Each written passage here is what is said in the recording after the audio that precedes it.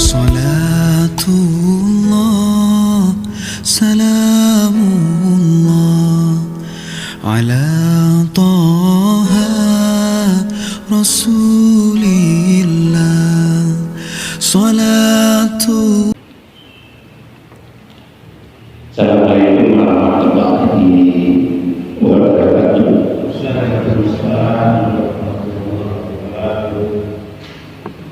Alhamdulillah, alhamdulillahilladzi rasulahu bilhuda wa dinil haq. Sadara ilaha illallah wa la syarika lah. Wa asyhadu anna Muhammadan abduhu wa rasuluhu.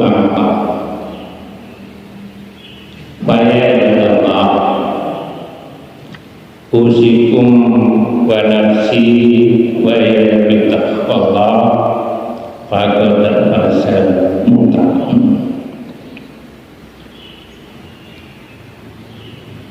A'udzu billahi minasy syaithanir rajim. Bismillahirrahmanirrahim. Inna a'tayna al-kautsar fasholli rabbika wanhar inna sanaka wal abtar. Ya ayyuhalladzina amanu ista'inu bis-sabri wa sholawati innallaha ma'as sabirin. Inna sholata tanha anil fahsya'i wal munkar wa dzikrullahi akbar. Shadaqallahu adzim. Alhamdulillah, alhamdulillah, segala puji bagi Allah Subhanahu wa ta'ala yang telah menurunkan Al-Quran kepada Muhammad Rasulullah Sallallahu Alaihi Wasallam sebagai petunjuk bagi umat manusia. Alhamdulillahirabbil alamin atas nikmat yang diberikan oleh Allah kepada kita semua yang saat ini dan detik ini kita bisa merasakan, yaitu nikmat yang berupa kesehatan, sehingga kula panjenengan bisa meluangkan waktu sejenak untuk mengikuti kajian rutin yang insya Allah dilakukan pada subuh di masjid yang megah, di masjid yang indah, yaitu Masjid Ikhwanul Muslimin Kompleks Taim Tulungagung. Salawat salam kepada Nabi akhir zaman Muhammad Rasulullah Sallallahu Alaihi Wasallam. Mudah-mudahan kita bisa melaksanakan sunnah-sunnahnya sehingga di yaumul hisab, sehingga di yaumul kiamat kita mendapat syafaatnya. Amin Allahumma amin. Ibu bapak jamaah yang dirahmati oleh Allah, yang dimuliakan oleh Allah,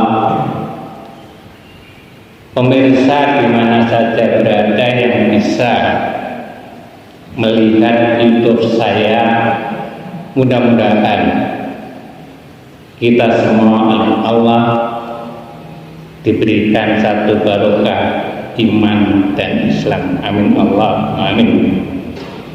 Ibu bapak jamaah yang dirahmati Allah, yang dimuliakan oleh Allah, 6 hari yang lalu kalau kita beridul adha, hari Sabtunya maka kita sudah memasuki hari yang ke-6. Maka saya tertarik untuk mengangkat tema kajian tentang Idul Adha. Ibu bapak yang dirahmati oleh Allah, yang dimuliakan oleh Allah, sebagai pengantar, ini merupakan satu mitos, merupakan satu cerita rakyat yang sudah menulung agung, bahkan sudah mengindonesia. Terbukti ketika saya di Probolinggo sana dan ketika saya berada di Kalimantan, itu bersama-sama jamaah masjid, ketika ada pertanyaan seperti ini yang pertama, bagaimana hukumnya orang yang tidak sholat kemudian berkorban? Ini agak mengandung sayang. Yang kedua, pertanyaan ini yang sudah mengindonesia, apa betul hewan korban itu bisa untuk dinaiki ke surga? Ternyata itu sudah mengindonesia. Bahkan di Probolinggo, karena mas saya itu berbina di sana, itu kalau ada orang yang berkorban itu diumumkan, Pak Triono korban 1 ekor kambing dan surat. Saya tanya mas saya, kok mau mas dia tradisinya? Sehingga itulah yang disebut mitos. Mitos itu adalah cerita rakyat yang sudah mengindonesia. Ketika saya masih usia sekitar 21-22, itu mbak saya yang dari Jember itu juga cerita, Tri lagi mampu itu berbano, engkau kena kehidupan yang surga. Namun demikian, pertanyaan yang kedua ini belum termasuk dosa. Makanya Bapak yang dirahmati Allah, dengan satu harapan, panjenengan yang turut tolakul ilmi kajian ini, Dawe Pak Mastur kemarin bahwa pentingnya tolakul ilmi yang kadang disepelekan. Karena yang mencari ilmu itu kedudukannya sejajar dan wajib. Tolakul ilmi faridatun ala kulli muslim, sesungguhnya mencari ilmu itu adalah kewajiban bagi orang muslim. Dengan harapan pertanyaan yang kedua yang sudah budaya, yang sudah beredar seluruh Indonesia, ketika mungkin yang panjenengan dan seluruhnya ditanya tekokan dia salah jombung ceritanya menubah kemudian, harapan saya demikian Bapak yang dirahmati Allah, panjenengan sudah tidak harus menceritakan kepada cucu panjenengan bahwa ketika korban itu untuk kendaraan di surga. Kesannya yang pertama, penak ya, dengan satu kambing bisa mlebu surga. Yang sederhana lagi logikanya, lek ngono Allah enak di surga. Itu kesannya. Ibu bapak yang dirahmati oleh Allah, sekilas info tentang korban. Kata korban ini berasal dari yang pertama adalah khorubah, yang kedua adalah yahruba, yang ketiga adalah kurbana. Arti dari ketiga itu, yang pertama adalah hampir, yang kedua dekat, yang ketiga mendekati. Sedangkan dalam bahasa Arab bahwa khoruba, yahruba, dan korbanan itu disebut udhiyah. Ibu bapak yang dirahmati oleh Allah, udhiyah ini jamaknya adalah zahiyah. Artinya binatang sembelihan, unta, sapi, dan kambing. As-Sayyid Sabiq dalam kitabnya Fiqh As-Sunnah, al-udhiyah ini dimaknai binatang yang disembelih pada Idul Adha. Konotasinya bahwa Allah itu menciptakan binatang itu tidak hanya unta, tidak hanya sapi, dan tidak hanya kambing. Maka di sini bahwa As-Sayyid Sabiq memaknai seperti itu. Unta itu adanya ada di Jazirah Arab, di Indonesia sangat langka. Namun demikian masuk kategori hewan penyembelihan. Yang kedua, di Indonesia ini umumnya sapi dan kambing. Di Amerika, di Eropa, walaupun muslimnya minoritas, tapi juga penyembelihannya mungkin sapi, karena sapi di sana itu sebagai peternak besar, dan domba atau lembu. Ibu bapak yang dirahmati oleh Allah, kapan waktunya? Hewan itu disembelih, waktunya adalah pada hari nahar. Hari nahar itu adalah 10 Dzulhijjah dan hari-hari tasrik, 3 hari. Ibu bapak yang dirahmati oleh Allah, dengan demikian makna udhiyah, dia yang disebut korban, adalah menyembelih hewan tertentu seperti yang saya sebutkan di atas untuk mendekatkan diri kepada Allah. Pertanyaan yang kedua sudah mulai terjawab. Ibu bapak yang dirahmati Allah, yang dimuliakan oleh Allah, sekarang masuk ke dasar hukum. Yang pertama, dasar hukumnya berdasarkan Al-Quran. Yang kedua adalah Sunnah. A'udzubillahi minasyaitonir rajim. Bismillahirrahmanirrahim. Inna a'tainakal kausar as-sholli li rabbika wanhar.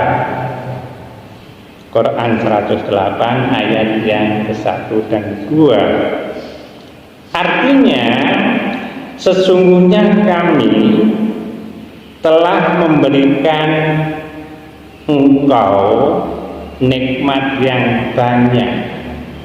Ada 2 kata di belakang.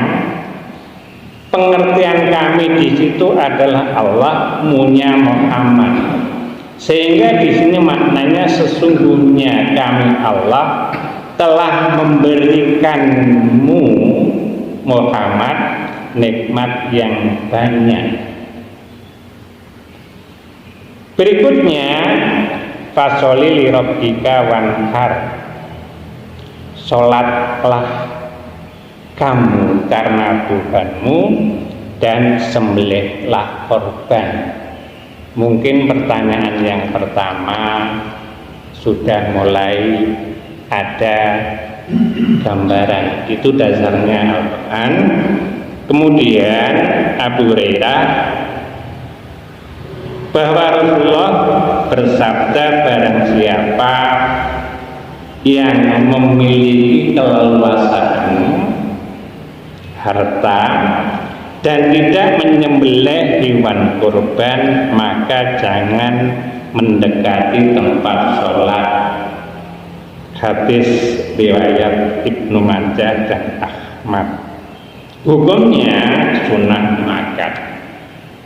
Ibu bapak yang dirahmati oleh Allah, kejar waktu tayang, masuk kepada hikmah yang disyariatkan tentang berkorban. Karena nanti bahwa hikmah ini masuk ke pertanyaan yang merupakan pertanyaan klasik tadi. Yang pertama, sebagai ungkapan rasa syukur pada Allah Subhanahu wa taala yang telah memberikan nikmat duanya kepada kita semua. Yang kedua, bagi orang-orang yang beriman kepada Allah dapat mengambil pelajaran dari kisah Nabi Ibrahim dan Ismail. Untuk apa? Untuk kesabaran. Coba panjenengan bayangkan, ketika seorang Ibrahim kemudian dapat wahyu untuk menyembelih putranya, dan itu disampaikan oleh Ibrahim kepada Ismail. Jawabnya apa? Laksanakan, abdiku. Ibu bapak yang dirahmati oleh Allah, kemudian makna berikutnya sebagai motivasi seseorang untuk menguji ketakwaan kepada Allah. Yang ketiga, ada misi sosial, yaitu membangun kesadaran tentang kepedulian sesama umat muslim, utamanya bagi orang-orang yang tidak mampu. Itulah hikmah daripada berkorban. Sumbernya adalah putusan Majelis Tarjah. Sekarang masuk ke tafsirnya.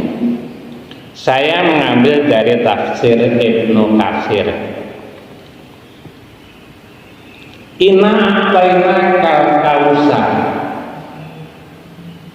Sesungguhnya kami Allah telah memberikan nikmat yang tuanya. Kemudian kami yang disebut adalah Allah, mu adalah Muhammad. Ayat ini mengisyaratkan bahwa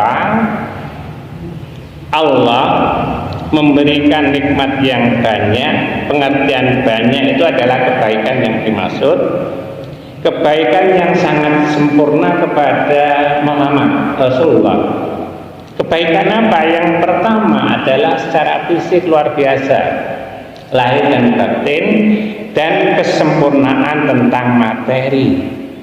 Maka di sini hadisnya tadi sudah masuk. Ibu bapak yang dirahmati oleh Allah,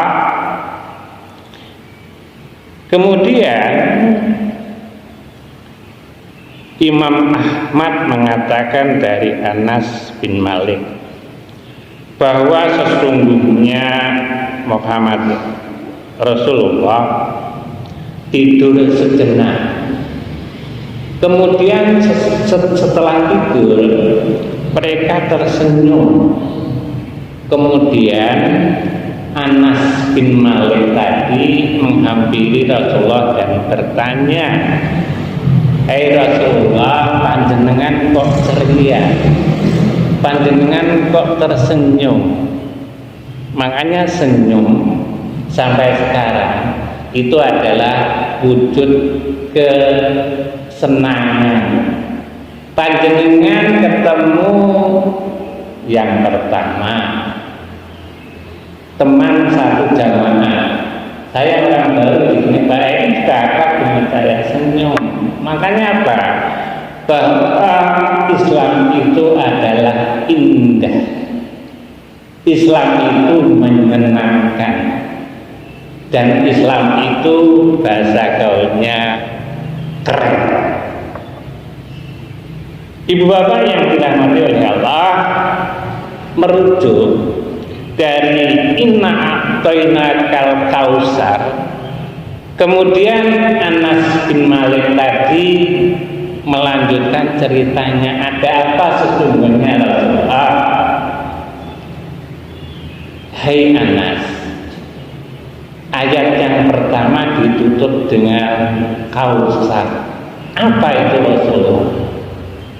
Kautsar itu adalah telaga yang panjangnya di situ. Seandainya kita melakukan perjalanan itu ditempuh dalam 1 hari, yang luasnya itu juga ditempuh 1 hari, dan di situ oleh para malaikat sudah disiapkan bertaburan gelas.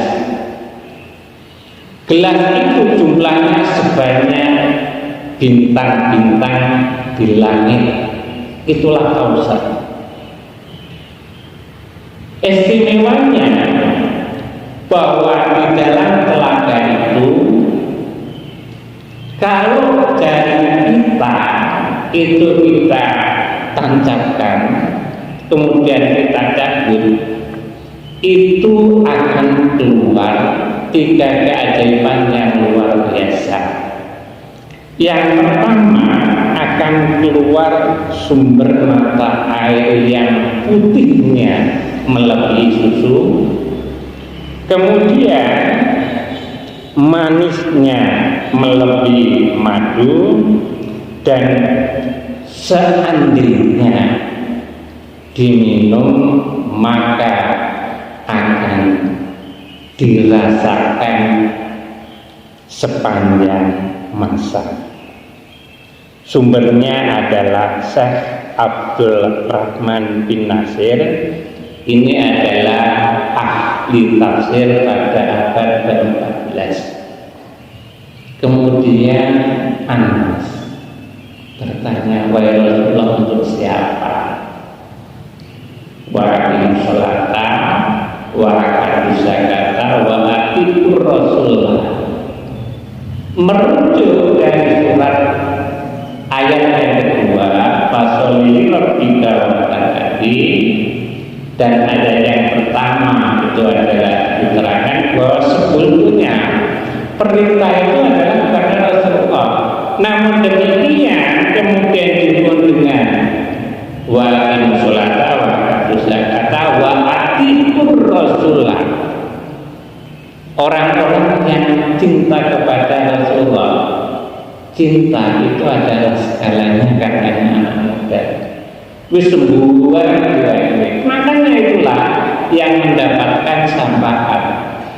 Panjenengan bersani mengajar mana saja, mudah-mudahan kita mendapat syafaatnya. Syafaat itu akan diperoleh 3 kali, ya sholat, ya zakat, baru nanti panjenengan dicintai Rasulullah. Kalau sudah dicintai, insya Allah panjenengan mendapat syafaatnya. Terus ini bapak kita.